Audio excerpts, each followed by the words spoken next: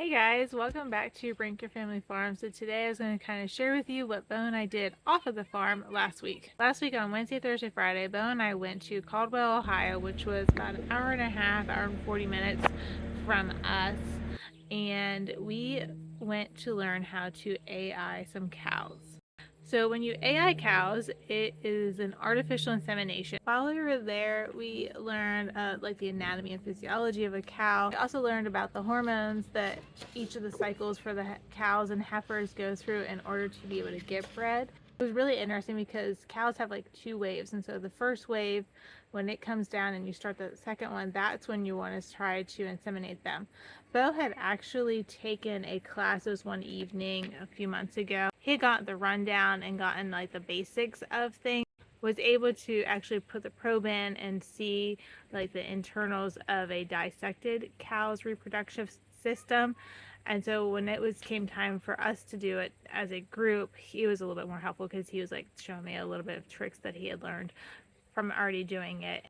So when it came time for us to use the dissected reproductive system, he had already had some knowledge about it and was able to kind of guide me a little bit to the cervix. There's these folds and you have to kind of navigate them.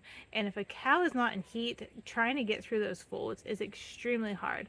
What I found is if they're in heat, you're able to get through them folds a lot easier because they're more willing and more open to being bred.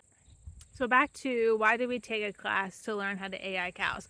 Well, we took a class to learn this because we want to look for genetics that are going to offer different things that would be important for us in growing our herd. We want to be able to have things that are going to be able to offer us good beef production.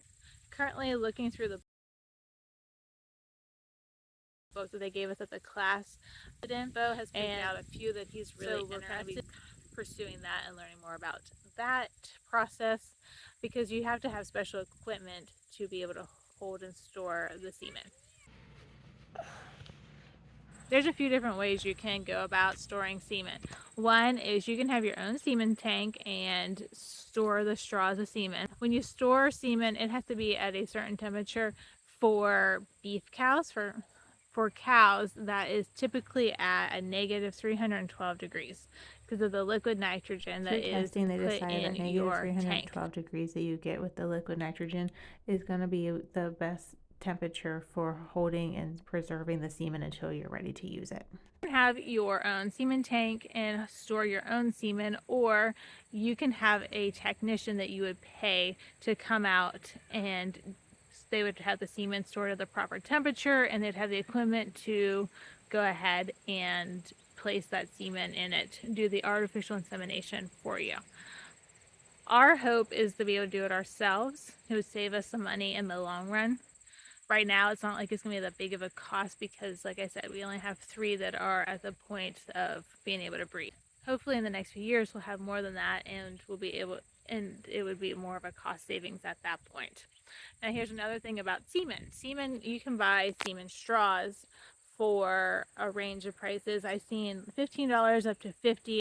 Where you'll find those prices that are a little bit higher is they've been proven. They've been proven to throw out these genetics that are more desirable.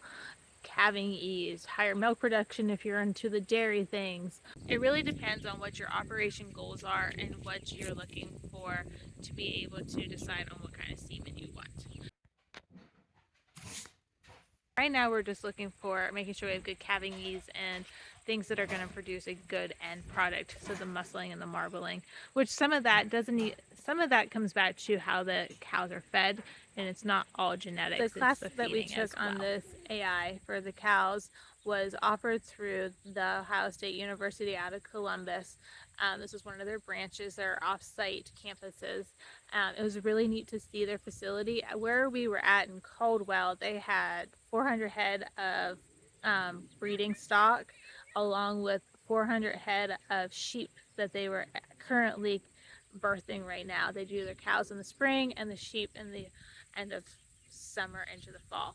And so it was really cool to see their facility and be able to ask some questions with different faculty members that take care of the cows on a day-to-day basis. They also had some really good presentations from people that work through the school. And I really feel like I took a lot of notes and I learned a lot. That's kind of how I am. I'm over there taking all these notes, but I was just sitting there taking it all in, and I'm like jotting down all this stuff.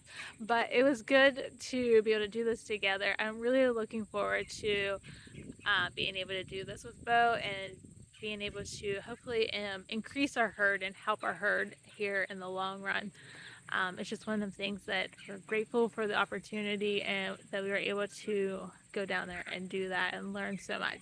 We look forward to learning some more from them. They did have some other classes coming up and things that they have done before and they haven't done for a while, and so they probably would bring back and do again.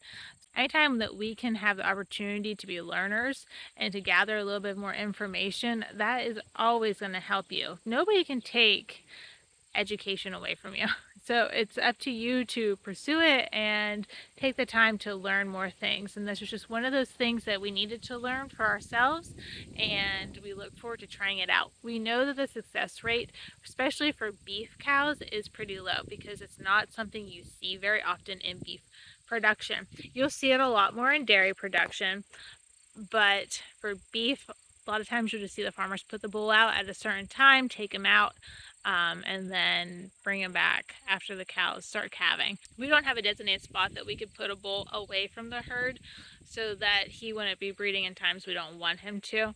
So this is just another thing that we can do. We can have that option to store the semen and use it when we need to, and then not have to worry about the long-term cost and placement of a bull. Last year we did bring a bull in from another farm and it worked great. We got 3 calves, even though the one was stillborn. 3 had been bred and did calve. That's something we might do again right here this season, but we're hoping to move forward with doing the AI and getting the genes that we're looking for here very soon. All right, guys. Well, that kind of gets you up to date on what Bo and I was doing last week. It was fun for the two of us just to get away and do that by ourselves without any kids. I look forward to doing some more of those classes through the Ohio State University. It's really great when you can go and do those little classes and feel like when you came back home, you learned a lot in that short time. It was well worth our time and our money for that class. I hope you guys grow something beautiful, and we will talk again next week. Bye now.